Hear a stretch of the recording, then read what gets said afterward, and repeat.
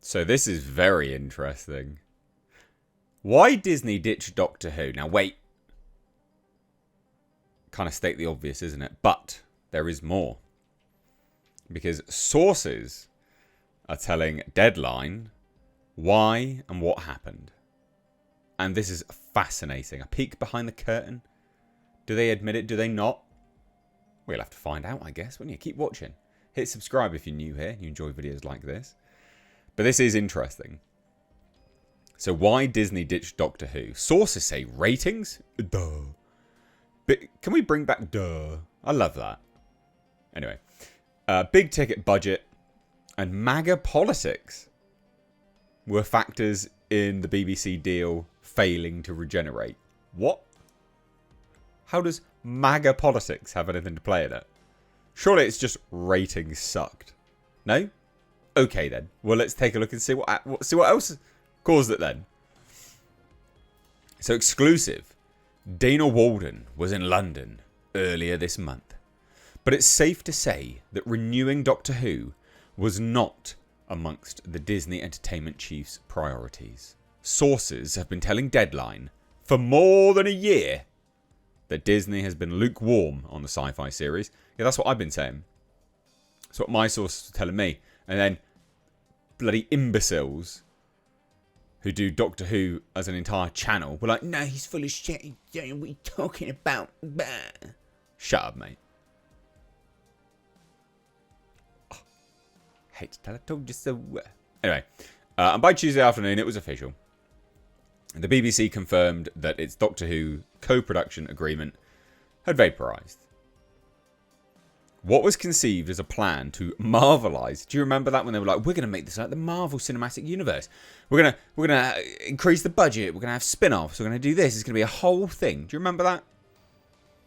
That's legitimately what they came out and said. Ridiculous. So now, what was conceived as a plan to Marvelise the franchise did not translate into a big bang. Instead, the partnership has died with a whimper, with Disney not even putting out a statement to mark its passing. So what doomed the Doctor Who deal? And what comes next? Well, a hiatus. 2026 Christmas special, then likely a hiatus. But that's a hiatus anyway. That's a fairly big hiatus. So Disney has spoken, Deadline, has spoken to multiple sources in Doctor Who's orbit, who say the Disney deal fell apart for a variety of reasons, including concerns over the Ncuti Gatwa's show's failure to break out from its established fan base and its big ticket budget. So the concerns are over Ncuti Gatwa,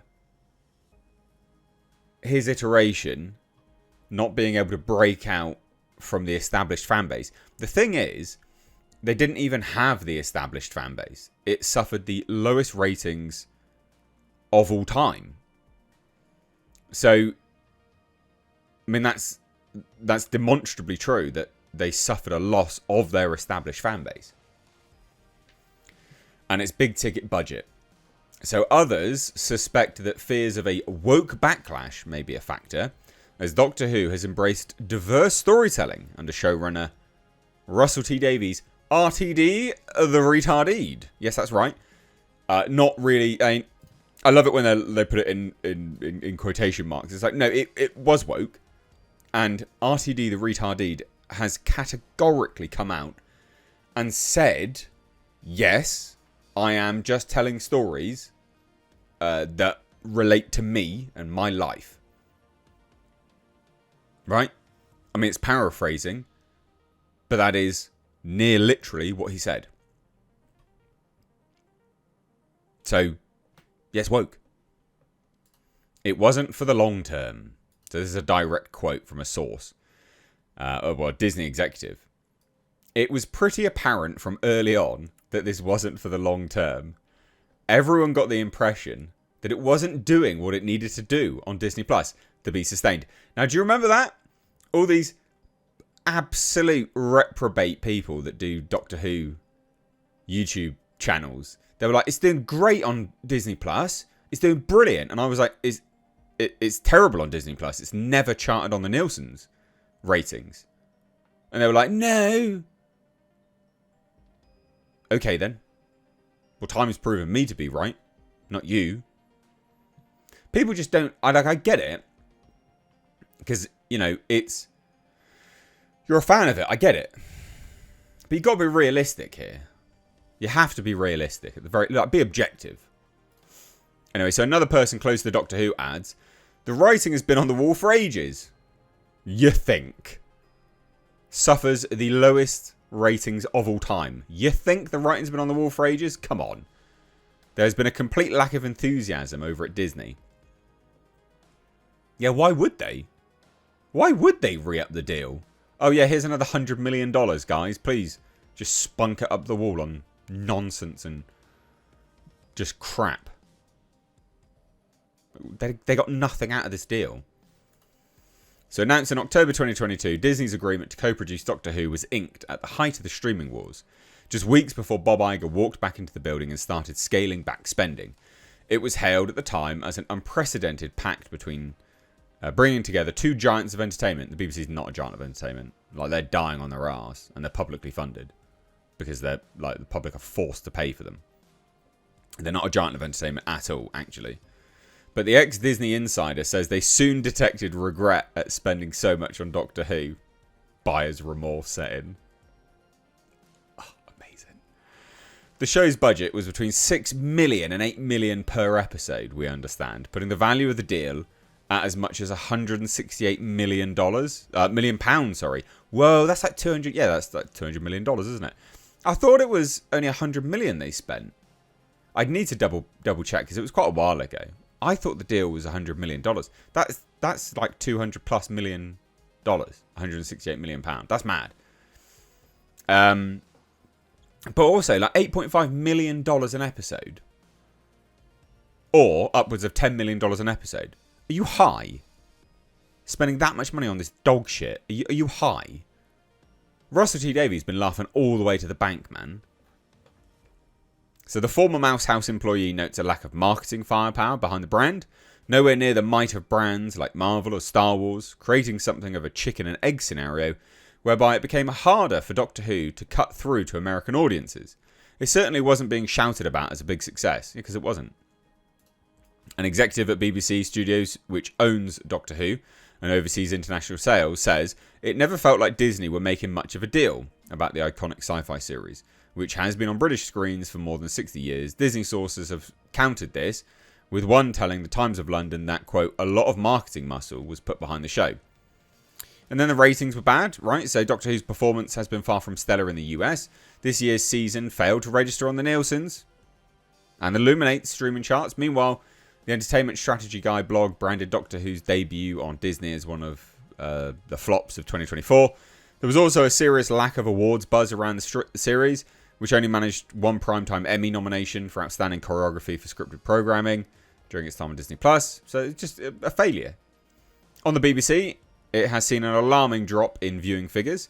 Season 15 averaged 3.8 million viewers, according to Gold Standard 28-day viewing figures from Barb, the UK's official ratings agency. This represents a decline of 1 million on average for the prior season. So, the first starring Gatwa and produced by Jane Tranter's Bad Wolf, both Gatwa's seasons were down on Jodie Whittaker's concluding season in 2021, watched by 5.2 million people. A period that was not considered to be vintage Doctor Who. The ratings were not up to much. Someone involved in the series ruefully acknowledges, yeah, no shit. So, whilst BBC drama boss Lindsay Salt thanked Disney for being terrific global partners, the Mouse House was not nearly as glowing, with a spokesperson simply confirming the BBC statement and noting that Gatwa's seasons will remain on Disney Plus outside the UK for the time being. Sources tell us that the BBC and Disney had initially planned to make a statement about Doctor Who's future after the premiere of the spin-off series, The War Between the Land and the Sea, but Disney moved the announcement up. So Disney made the BBC announce it. That's so funny. They've clearly sat down and made a final decision in the past week or so, but it's been on the cards for a long time. Says Tony Jordan, who runs the Doctor Who Appreciation Society and speaks to the show's fanbase every day. Jordan says Whovians believe Gatwa seasons have been patchy. Not if you look at the YouTube comments. Some of these people are like creaming their pants over Gatwa. It's mental. Gatwa's experience felt somewhat fraught. He left after 2 seasons and later blamed a burnout with the... I mean, he's not exactly full of testosterone, is he? So, I mean, burnout, I can believe it. Lack of testosterone does make you tired. With a 33-year-old saying he was getting old and my body was tired. Yeah, bullshit. A Doctor Who source says the show suffered because Gatwa never fully embraced the role. He didn't have to. He just played himself. There is more to that role than performing. You've got to be an ambassador for the brand and embrace being that generation's Doctor. Matt Smith and David Tennant fully understood the responsibilities it carried. Wow, man. Another well-placed industry source says Doctor Who became too woke for Trump's USA and the UK. Remember, lowest viewing in the UK ever. And this was a factor in Disney's minds. When it came to a renewal under writer Davies, the series has cast transgender actress Yasmin Finney, featured drag queen Jinx Monsoon as a villain, and played host to a historic gay kiss between Gatwa and Jonathan Groff, some of which drew complaints from BBC viewers. People they were sick of it. The Christmas specials as well had like a trans kid that was like, well, an adult masquerading as a child, which is hilarious, lecturing the Doctor on how they don't understand men or some crap like that. It was just mental. The whole thing's mental. And people don't want this. Like, people have had enough of this, right? Time's up, mate. So Disney's incredibly unlikely to ever admit that politics were a factor in Doctor Who's cancellation. I mean, yeah, but it was. Doctor Who's post-Disney reset. So season 15 concluded on an ambiguous note with Gatwa's regeneration to Billie Piper's Rose Tyler, a Doctor Who companion of yesteryear. Jordan speculates that this will be temporary, and Davies will use the just-announced 2026 Christmas special to tie up some loose ends. Beyond that, Jordan thinks fresh blood might be required. Nothing says that Russell will be showrunner from 2027 onwards. It might be time for a new showrunner to take it forward. You don't fucking say. Committing to a Christmas special that is still 15 months away buys the BBC time to ponder how to push on now that it has lost a hefty chunk of its Doctor Who budget. Quote, "It can be a reset and buys everyone time to make decisions," was how it was characterised by someone close to the series. Amazing. A former Disney executive reckons that the BBC will be able to spend at most £2.5 million an episode. Bearing in mind they were spending about £8.5 million an episode. Amazing. Which could work out at around £1 million per episode from the BBC's own pocket, and any additional coming from a BBC Studios distribution advance in what is a tricky market for drama funding. That would see Doctor Who's budget slashed by around a half from the Disney days. Probably more. Once you've gone up, it's always difficult to go back down. You can cut budgets to a certain degree, but not by so much. Is the BBC really going to stump up even more for something showing decline? Maybe. Because they're idiots. Maybe. So funny. So funny. Others point out that some of Davies' cheaper episodes were his best. Seasons 14, 73 yards. Was praised by critics and Whovians. Budget limitations used to help the idiosyncrasies of the show. Big budgets can cause a problem. A huge variety of voices tend to push towards the mediocre. But then the budget was nowhere near as big as shows like The Mandalorian. So they were stuck in the middle. You can have planets, flying cars, and robots, but ultimately you're always going to get better versions elsewhere. Yeah. So finding another American buyer for Doctor Who will be tough going. The ex-Disney source adds, while striking piecemeal deals across Europe and Latin America may prove difficult for a show that is ultimately quintessentially British. How do you suddenly convince a buyer to take Doctor Who when it hasn't been on their platform for so long? But it is still possible. So we understand that prior to Disney Plus and the BBC striking the co-pro deal, an alternative option was presented to then BBC drama boss Piers Wenger, which would have raised up to $5 million an episode without input from a big American player. And this plan could yet be revisited. Fascinating. Fascinating. So funny. It's amazing, isn't it? And also, it wasn't really quintessentially British when it ended. It just became some globo, homo, blobbo shito. It's garbage. So there you go. I don't have anything else to say, really. Fascinating, though, isn't it? This is interesting.